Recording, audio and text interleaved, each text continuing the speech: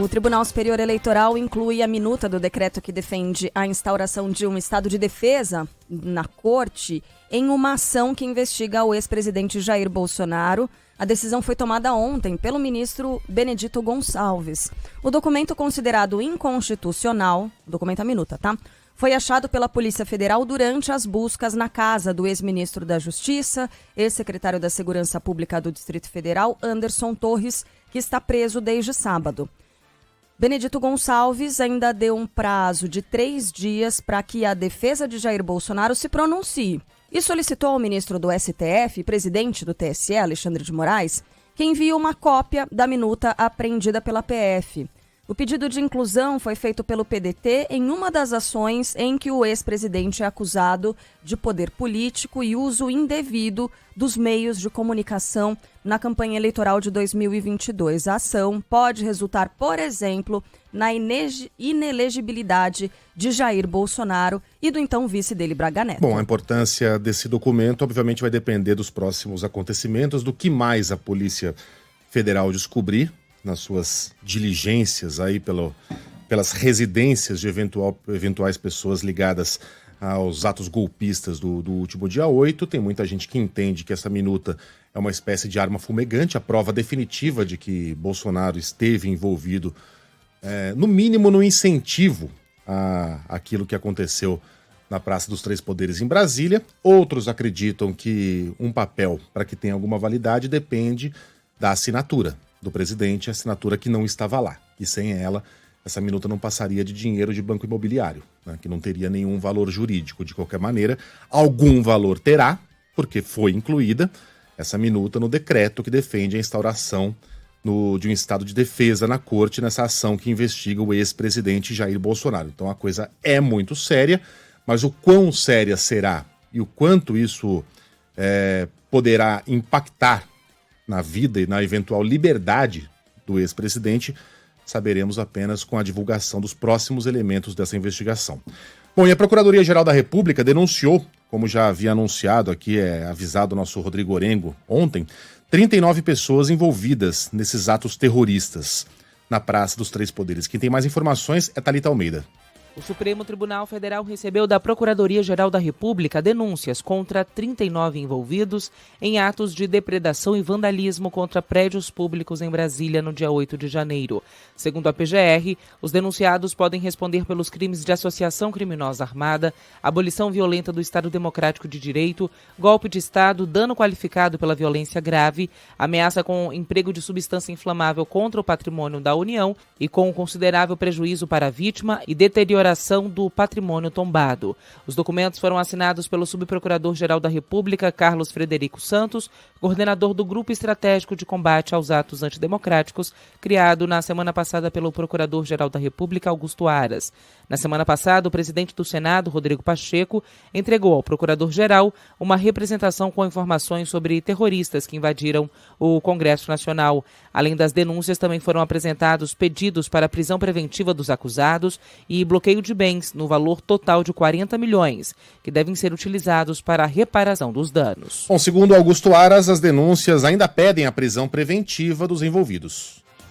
Ações penais daqueles que foram presos, inclusive a apreensão de bens, bens que montem até o valor total dos danos causados às casas, às sedes dos poderes. Ontem, depois do presidente do Senado, Rodrigo Pacheco, foi a vez do presidente da Câmara, Arthur Lira, entregar uma notícia-crime pedindo a prisão dos vândalos e garantir o pagamento dos prejuízos avaliados em aproximadamente 7,5 milhões de reais nas duas casas. Vídeos da invasão, perícia nas digitais encontradas no Congresso e depoimentos dos policiais legislativos estão à disposição na Procuradoria-Geral da República. Em entrevista à Rádio Bandeirantes, Augusto Aras disse, porém, que ainda não teve acesso à minuta encontrada na casa do ex-ministro da Justiça, Anderson Torres. Todo e qualquer documento que é encaminhado aqui ao gabinete, primeiro passa por avaliação técnica e depois é levada aos canais competentes. Não sei se esse documento foi uma minuta que alguém preparou do próprio Ministério, se foi de fora do Ministério, não sei se não tenho nenhuma noção da ideia do que aconteceu, quem elaborou ou quem quer que seja o seu responsável.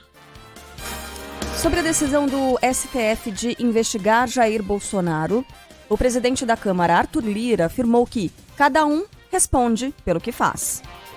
Eu não acho, cada um responde pelo que faz, né? Então é como eu disse, o meu CPF é um, o CPF do presidente Bolsonaro é outro.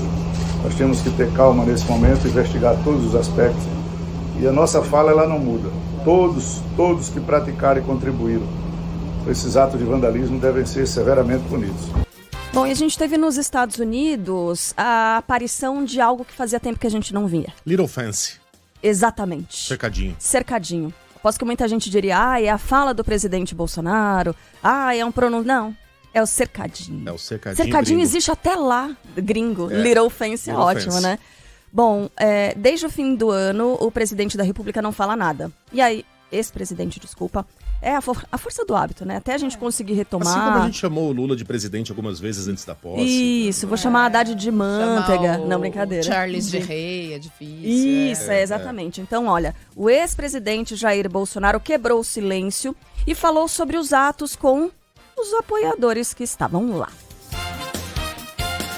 Eu lamento o que aconteceu dia 8, é uma coisa inacreditável, infelizmente. Né? O pessoal aprendeu, entendeu o que é política, conheceu os poderes.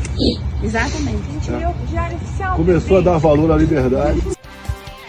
Para o interventor da Segurança Pública no Distrito Federal, Ricardo Capelli, os extremistas que participaram dos ataques do último dia 8 agiram como profissionais e conheciam muito bem os prédios públicos alvos das ações de vandalismo.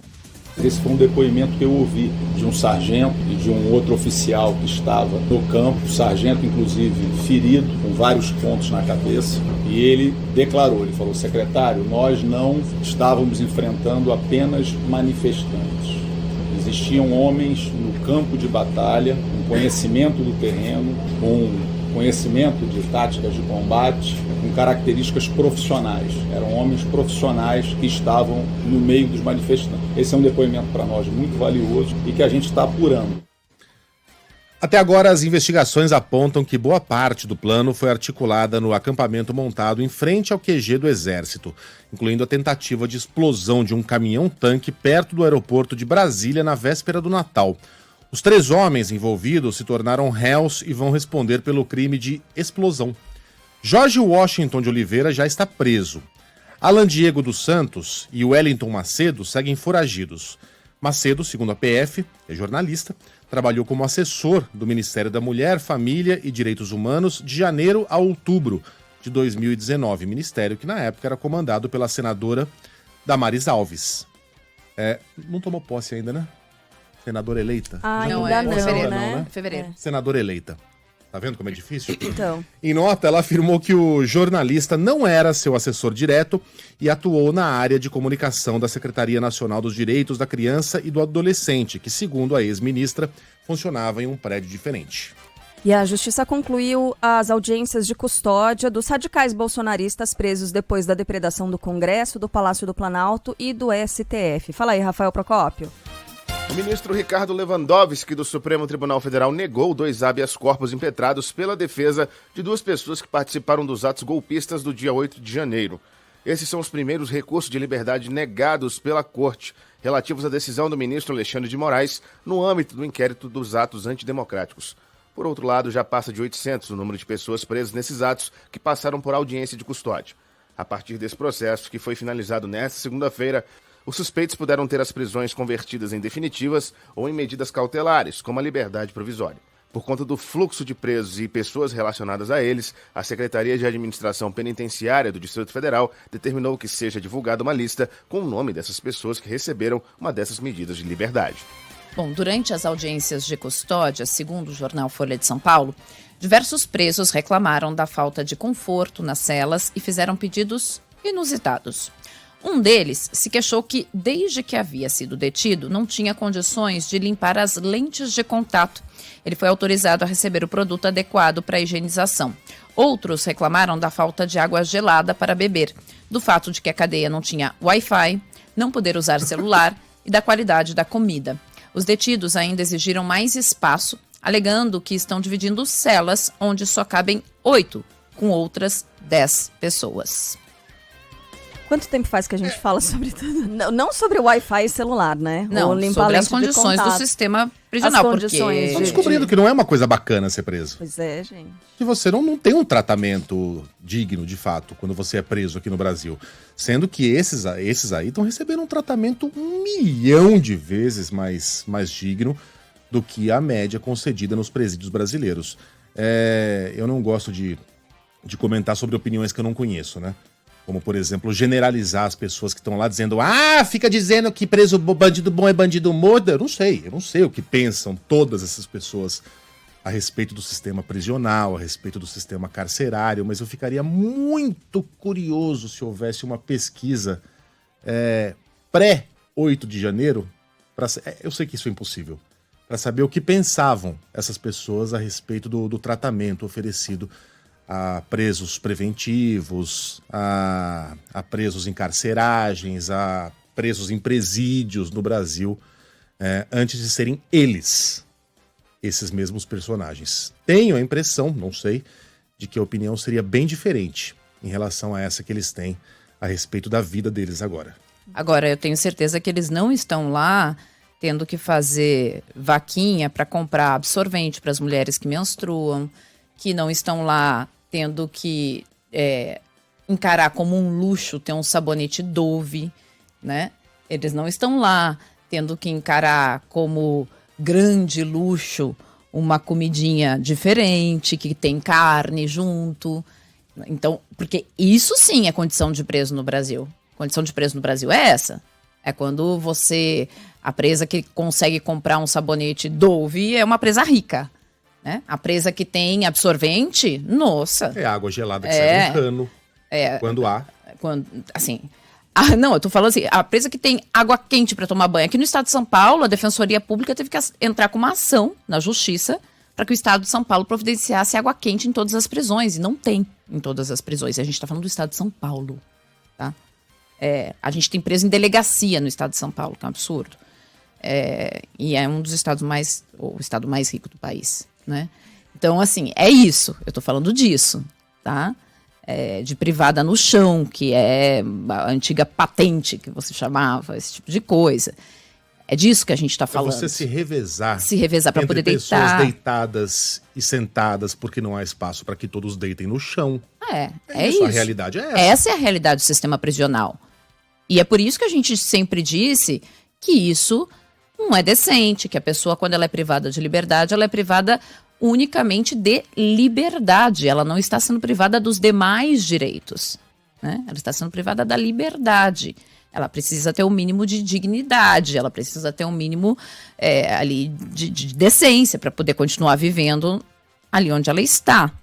Agora eles estão entendendo, mas assim, até onde eu sei, os presídios onde eles estão lá em Brasília não são esse horror, né? Não gozam dessas condições terríveis. Sabe que tem um seriado chamado As Piores Prisões do Mundo?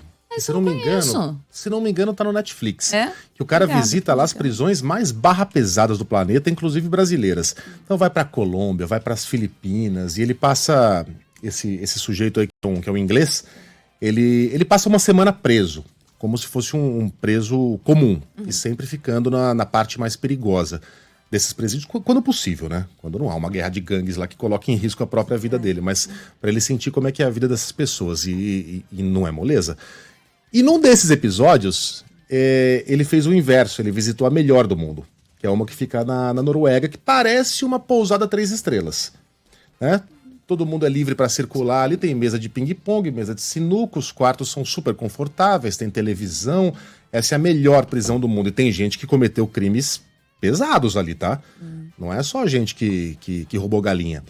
E os presos socializam com os carcereiros como se fossem iguais. Não há uma relação de comando ali.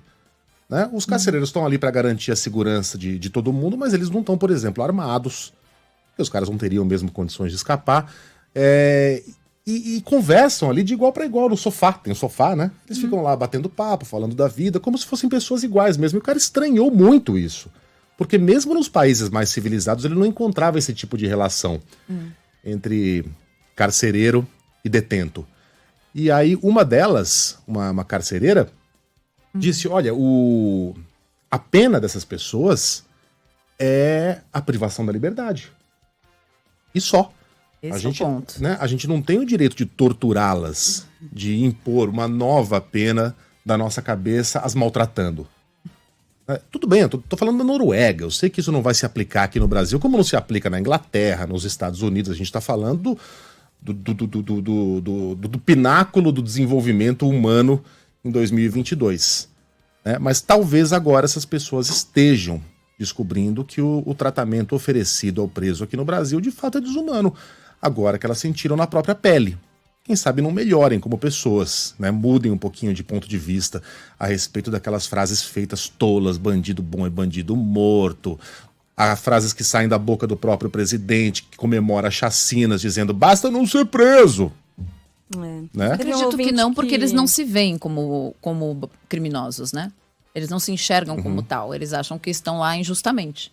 Uma dessas frases, o ouvinte está lembrando aqui, olha, se tem 10 pessoas na cela, é porque cabem 10 pessoas. Se tem 400, é porque cabem 400. Esse era o raciocínio, né? Nosso ouvinte está lembrando que um dos raciocínios era esse. Por que dizem que está superlotado? Sendo que cabe gente lá. Por isso. Agora, quem são essas pessoas? Né? De onde vieram? Do que se alimentam? No Rio de Janeiro, por exemplo, um bombeiro é suspeito de participar desses atos em Brasília. Luana Bernardes vai trazer mais detalhes. O Corpo de Bombeiros instaura um inquérito policial militar para apurar a participação de um subtenente da corporação em ataques contra o patrimônio público e em associações criminosas. Roberto Henrique de Souza Júnior foi preso pela Polícia Federal em Campos dos Goitacazes, no norte fluminense, acusado de participar e incentivar atos antidemocráticos após o segundo turno das eleições presidenciais. Agora, a Polícia Federal espera identificar outros envolvidos nos atos ocorridos em Brasília no dia 8 de janeiro e em manifestações em rodovias que cortam o município e em quartéis do Exército da cidade. Bom, ainda seguindo aqui em Minas Gerais, Romeu Zema dá a entender que o governo Lula facilitou os ataques para se fazer de vítima. Fala, Bruna Vale. O governador de Minas Gerais, Romeu Zema do Novo, sugere que o governo Lula fez vista grossa para os atos golpistas do dia 8 de janeiro em Brasília para se vitimizar. A declaração foi feita em entrevista à Rádio Gaúcha nesta segunda-feira. Para Zema, houve lentidão nas ações do governo federal para combater os ataques às sedes dos três poderes. Me parece que houve um erro da direita radical, que, lembrando, é uma minoria, e houve um erro também, talvez até proposital, do governo federal, que fez vista grossa para que o pior acontecesse e ele se fizesse posteriormente de vítima. É uma mera suposição, mas as investigações é que vão apontar se foi isso mesmo que aconteceu ou não, porque o que se demonstrou ali naquele domingo, dia 8 de janeiro, foi assim uma lerdeza gigantesca de quem está ali para poder defender as instituições. No dia dos ataques nas redes sociais, Zema condenou o vandalismo em Brasília, que definiu como inaceitável. Na mesma semana, ele participou junto com Lula, na capital do país, de uma reunião com todos os governadores. É uma mera suposição, mas eu vou sair falando do mesmo jeito. Sem nenhum indício, sem nenhuma prova, sem nada que embase esse discurso, com todo o respeito, estúpido do governador de Minas Gerais. Porque o que a gente viu de fato foi uma lentidão das autoridades, mas das autoridades, comandada pelo governo do Distrito Federal e 2 das Forças Armadas. Sim, houve falhas graves da inteligência do atual governo, você não tenha dúvida. Mas você não pode se vitimizar se você não for de fato a vítima de um ataque covarde, como o que aconteceu no último dia 8. Não contra o governo Lula, mas contra a República Brasileira. Você minimizar a gravidade desses ataques, dizendo que eles foram protagonizados por uma direita radical, que é uma minoria, e preferir colocar o holofote sobre a lerdeza né, das forças de segurança do atual governo, me parece uma estupidez e uma mudança de foco. A famosa passada de pano, como se diz na internet, e o que mostra que cada vez mais o Partido Novo começa a se confundir a ponto de você não conseguir mais distinguir Novo e bolsonarismo. Mudando de assunto aqui, o piso dos professores é reajustado em 15%. O aumento está publicado hoje no Diário Oficial. Quem tem os detalhes é Leandro Aislan. O ministro da Educação, Camilo Santana, assinou nesta segunda-feira a portaria que estabelece aumento no piso salarial de professores, que passa a ser de R$ 4.420,55. O valor anterior era de R$ 3.845,63, sendo que o reajuste representa um aumento de cerca de 14%. O aumento, que foi cobrado na última semana pela Confederação Nacional dos Trabalhadores em Educação, já estava previsto em uma portaria interministerial publicada ainda no governo de Jair Bolsonaro. O ministro da Fazenda, Fernando Haddad, defende celeridade no processo de reforma tributária para alavancar a industrialização no país, ou reindustrialização que eles estão dizendo, né? A declaração aconteceu no Fórum Econômico de Davos, na Suíça. Segundo ele, a carga de impostos no Brasil é muito alta e a ideia é votar a proposta no Congresso ainda neste primeiro semestre. O caminho é esse. Nós já estamos aí com muita maturidade nas duas casas, tanto na Câmara quanto no Senado. Tem uma discussão que já aconteceu, tem duas propostas que estão chamando a atenção dos parlamentares hoje, as duas PECs, né, 45 e a 110, e nós entendemos que o caminho é chegar num texto de consenso e, se depender do governo, nós vamos votar no primeiro semestre a reforma tributária. Antes, o vice-presidente ministro da Indústria, Comércio e Serviços, Geraldo Alckmin, afirmou que uma das ideias é acabar com o IPI, que é o Imposto sobre Produtos Industrializados. A próxima meta é acabar com o IPI. E acabar com o IPI é a reforma tributária. Tudo que é PEC, que demanda mudança constitucional, 3/5, 2 votações, tem que ser rápido. Tem que fazer no primeiro ano. Ela é central. Ela pode fazer o PIB crescer, ela pode trazer eficiência econômica, simplificando a questão tributária. Banco do Brasil tem pela primeira vez em 200 anos uma mulher na presidência, João Pedro Mello. Fundado em 1808 e com uma história de mais de 210 anos, o Banco do Brasil tem a primeira mulher como presidente. Tarciana Medeiros tomou posse em uma cerimônia no Centro Cultural Banco do Brasil, em Brasília. A escolha do nome dela foi anunciada pelo ministro da Fazenda, Fernando Haddad, no fim do ano passado e confirmada pelo presidente Lula, que participou da posse nos primeiros dias de gestão do executivo. No discurso, Tarciana Medeiros assumiu compromissos com acionistas e com a população, destacando que a gestão dela acredita nas pessoas. Vamos entregar um banco sob medida para cada cliente, reforçando a melhor experiência em produtos e serviços, atendendo às necessidades mais específicas e superando as expectativas dos mais diversos públicos. Secretário Galípolo, dar crédito é acreditar nas pessoas. E nós acreditamos nos brasileiros. A polícia do Rio de Janeiro apura se o anestesista acusado de abusar de pacientes se envolveu com menores de idade. Priscila Xavier. A Polícia Civil investiga se o anestesista colombiano Andrés Eduardo Oñate Carilho, acusado de estuprar pacientes e de armazenar material pornográfico infantil, também aliciava crianças por meio de um perfil falso para obter vídeos e fotos.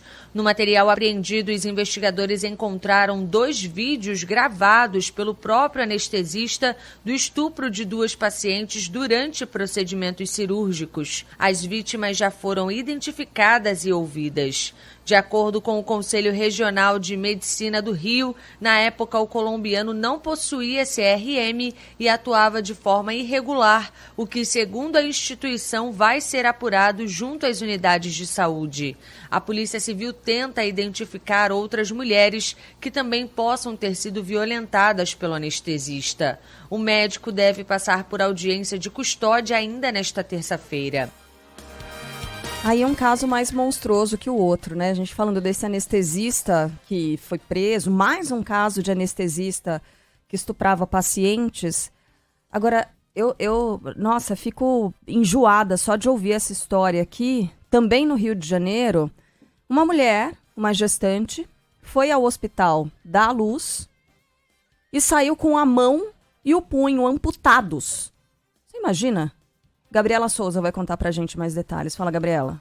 O Conselho Regional de Medicina vai apurar o caso de uma mulher de 24 anos que teve a mão e o punho esquerdos amputados após dar à luz em um hospital particular da Zona Oeste do Rio. Gleice Kelly Gomes Silva foi nesta segunda-feira ao Instituto Médico Legal para tirar fotos. O material vai ser anexado ao processo judicial que a vítima está movendo contra a unidade de saúde. O caso aconteceu em outubro. Gleice chegou ao Hospital da Mulher, Rede Intermédica de Jacarepaguá, e teve parto normal. Após o nascimento do bebê, a paciente sofreu uma hemorragia interna. Segundo ela, por causa da complicação, os médicos decidiram criar um acesso venoso na mão para introduzir a medicação. Durante o procedimento, a jovem começou a sentir muita dor e incômodo no membro que ficou roxo e inchado. O quadro de saúde de Gleice se agravou e os médicos decidiram transferi-la para outro hospital da mesma rede, em São Gonçalo, na região metropolitana, onde foi constatado que ela precisaria amputar a mão. A jovem desabafa diante da situação. Eu dependo de alguém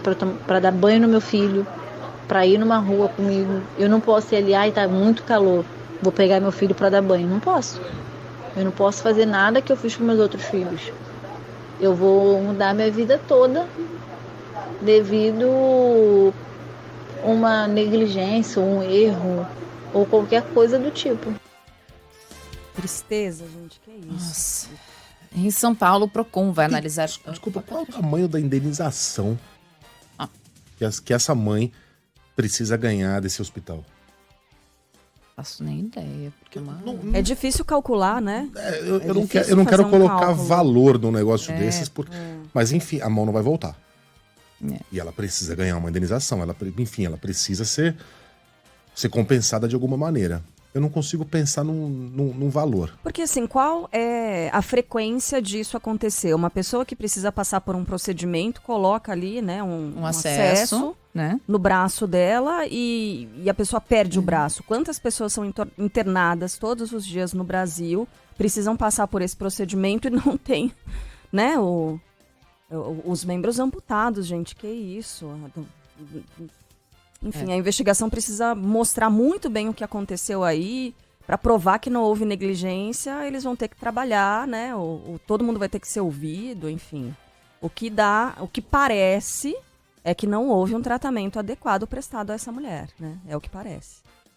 Bom, aqui em São Paulo, o Procon vai analisar detalhes dos contratos que envolvem a comissão de formatura dos estudantes de medicina da USP.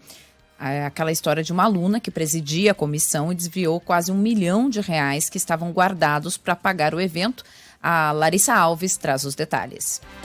A polícia pede a quebra do sigilo bancário de uma aluna de medicina da USP, suspeita de desviar R$927 mil do fundo de formatura da faculdade. Segundo Alicia Miller, de 25 anos, ela foi vítima de golpe de uma investidora onde havia aplicado o dinheiro dos colegas. Os alunos contam que ficaram sabendo que a Alicia perdeu dinheiro pela própria estudante em uma mensagem de WhatsApp. Alicia Miller é investigada por apropriação indébita no caso do desvio do dinheiro da formatura. Em nota, a diretoria da Faculdade de Medicina da USP diz que o caso está sendo apurado e que está buscando os responsáveis pela fraude. Além desse caso, a estudante também já era investigada por estelionato e lavagem de dinheiro. Alicia Miller teria aplicado um golpe de R$200 mil em uma lotérica em São Paulo em julho do ano passado.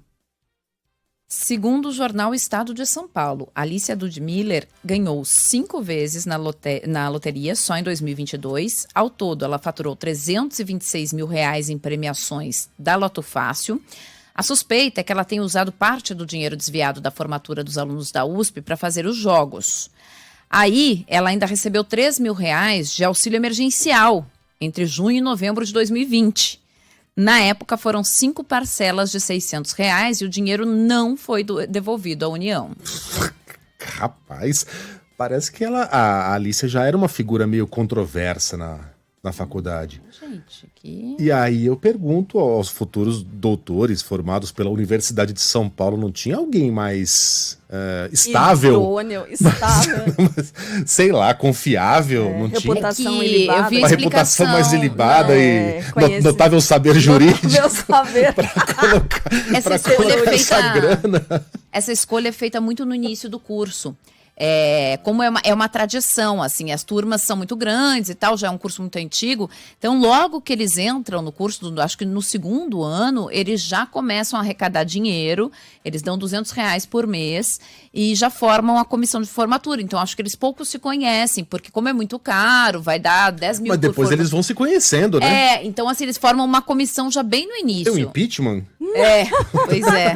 Caramba! Então, aí essa é que é a história, assim, eles fazem uma conta, né, e formam uma comissão já bem no início e vão contribuindo mês a mês ali para aquela conta. Então, aí que deu o BO, né? Em frente, no Paraná, o governador Ratinho Júnior recua e nomeia uma deputada para comandar a Secretaria da Mulher, Ângeles Fayer. Após críticas, o governo do Paraná decide anunciar Leandre Dal Ponte como secretária da Mulher e Igualdade Racial. Na última quinta-feira, um decreto assinado por Ratinho Júnior havia alocado Rogério Carboni, um homem branco, para chefiar a pasta. Em nota, o Palácio Iguaçu alegava que a decisão era interina, provisória. Além de Carboni, o ex-deputado estadual Fernando Francischini, o primeiro parlamentar do Brasil caçado por fake news, também será realocado no governo estadual. Ele também havia sido nomeado por Ratinho Júnior como um dos chefes da Secretaria da Mulher e Igualdade Racial. O novo cargo ainda não foi anunciado. As ações da Americanas desabam mais uma vez na Bolsa de Valores de São Paulo após a descoberta de um rombo de 20 bilhões de reais. Ontem a queda foi de 38%. Obrigada, viu, Pablo Fernandes, que não me deixou investir em ações que estavam em baixa. Os papéis da empresa, que chegaram a valer R$12, são negociados a R$ 1,94. E a gente tem mais informações agora com o Felipe Peixoto. Uma ação das lojas Americanas, cotada a R$12 na semana passada, vale hoje cerca de R$2, queda de 84%. As ações das Americanas tombaram depois que o novo CEO descobriu que as contas da companhia não batiam e 20 bilhões de reais em dívidas com bancos não estariam contabilizados corretamente nos balanços. A empresa admitiu que o débito pode chegar a 40 bilhões de reais e conseguiu uma decisão judicial que a protege da cobrança de dívidas por um mês. Irritados, bancos credores tentam reverter a liminar. Toda empresa listada na Bolsa precisa ser auditada, mas nenhuma auditoria identificou a dívida bilionária. Não foi só o investidor direto da Bolsa que perdeu dinheiro. Também houve queda em fundos de investimentos considerados de baixo risco, mas que tinham parte das aplicações nas Americanas. Bom, em decisão inédita, uma assembleia da Fiesp aprova a destituição de Josué Gomes da Silva da presidência da Federação das Indústrias do Estado de São Paulo. A crise interna se desenrolava havia alguns meses, liderada por sindicatos patronais que criticam a atual gestão. No ano passado, o grupo apresentou 12 justificativas e um pedido para convocação de assembleia visando a deposição do presidente. Eles contestavam, por exemplo, a nomeação de assessores e criticavam a divulgação da Carta em Defesa da Democracia durante a campanha eleitoral. A ideia era ouvir Josué Gomes da Silva no encontro e tomar uma decisão, como contou o diretor da Fiesp, Silvio Valdissera. Ao longo do ano de 2022, enxerguei vários problemas na gestão do Josué. Agora, no dia de hoje, nós queremos ouvir o que o presidente tem a esclarecer, quais são as suas justificativas. Se ele conseguir se explicar, demonstrar uma boa vontade de mudar, eu acho que ele tem toda a possibilidade de continuar à frente da Fiesp. A defesa feita por Josué Gomes da Silva não convenceu os conselheiros e a votação terminou em 47-1 pela deposição. Com a saída dele, quem assume é o primeiro vice-presidente Rafael Servoni, que preside o Centro das Indústrias do Estado de São Paulo, CIESP. No entanto, a questão ainda pode ser judicializada e Josué Gomes da Silva, que havia substituído Paulo Scaff, promete recorrer. Filho de José de Alencar, que foi vice nos 2 primeiros mandatos de Lula, ele chegou a ser convidado pelo presidente para assumir o Ministério da Indústria, ocupado por Geraldo Alckmin, mas recusou e decidiu continuar à frente da Fiesp. Aqui só uma pontuação bastante importante. A gente falou, agora em pouco, né, que o Haddad está em Davos e falou sobre a reindustrialização do Brasil. E aqui é um ponto de divergência bem importante entre o Josué Gomes e o antigo presidente, o Paulo Scaff. Paulo Scaff tinha uma visão bastante antiquada da indústria, uma visão muito protecionista, que não quer que se importe coisas para o Brasil, não quer concorrência, né? É uma visão muito próxima à década de 70, em que você quer assim, proteger a indústria nacional. O Josué já é uma pessoa mais arejada. Ele tinha uma questão de que, tudo bem, vamos ter concorrência, quer importar, importa, e quem for melhor ganha. Que me parece, pelo menos, de onde eu olho, uma visão bem mais arejada para a indústria. E que, inclusive, para nós que consumimos, seria uma visão muito melhor, né? Porque hoje a gente paga tudo mais caro. Você vai comprar um celular aqui, é muito mais caro, porque você tem uma série de impostos, você tem um protecionismo na indústria nacional que produz coisas, em geral, que acabam sendo de qualidade inferior e um preço muito elevado. Então, isso, sem dúvida, acabou pesando ali nos bastidores nesta pressão em cima do Josué. O que não significa, Ellen, que reindustrialização seja necessariamente um conceito negativo. Se a gente ficar pensando nessas discussões de antiquário aí, de protecionismo, estatização, nacionalização, a gente não vai chegar em lugar nenhum. Mas quando a gente fala em industrialização verde, né, em que você dissocia o crescimento econômico de externalidades ambientais negativas, a gente está falando de uma discussão bem antenada com o novo século e com os novos tempos. Né? E é nesse sentido que a gente tem que caminhar. Nesse ponto concordo com você. Nesse ponto uma sim. volta, mas o Brasil já foi um país industrializado em 1900. Sim, na época do milênio era outro contexto, era outro mundo, a gente não tem que voltar a essa realidade. Essa realidade não existe mais, e nem deve. Né? Mas você deixar de lado a ideia de uma reindustrialização, de investir no segundo setor, também não me parece o caso. A gente estava tendo essa discussão nos bastidores aqui, eu e o Megalho, porque não sei se o governo atual tem essa mesma leitura. Sim, mas de modernidade. Porque o Brasil hoje está com a bola em campo, né? Nós temos tudo para ter uma indústria verde, para podermos ser esse país que vai ditar essa regra. Se nós tivermos esse olhar, acho ok. Agora, nós temos um olhar bastante sindicalista que fala de uma indústria muito antiquada. Espero que não seja essa indústria, essa da Fiesp mais antiga, da década de 70, que esteja ditando as regras, porque aí nós estamos olhando para o passado. Perfeito.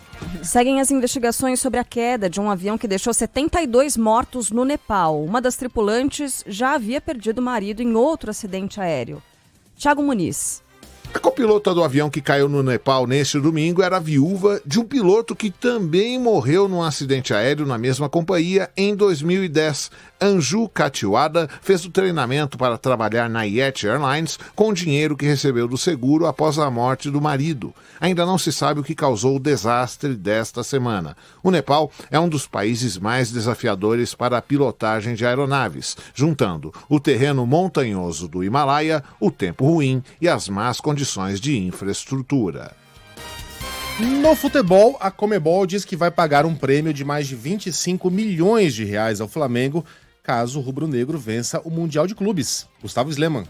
A Conmebol promete um prêmio de 5 milhões de dólares ao Flamengo caso o rubro-negro vença o Mundial de Clubes da FIFA. O anúncio foi feito nesta segunda-feira pelo presidente da entidade, Alejandro Domingues. Na publicação, o dirigente afirma que a premiação é uma forma de motivar a equipe que representa a América do Sul na competição a levar o troféu. Ainda de acordo com o Domingues, o continente busca mais glórias no esporte após a Argentina ter conquistado a Copa do Mundo. O Mundial de Clubes acontece em fevereiro no Marrocos. O Flamengo estreia na semifinal contra o vencedor do duelo entre o Wydad Casablanca, campeão marroquino, e Al Hilal, campeão asiático.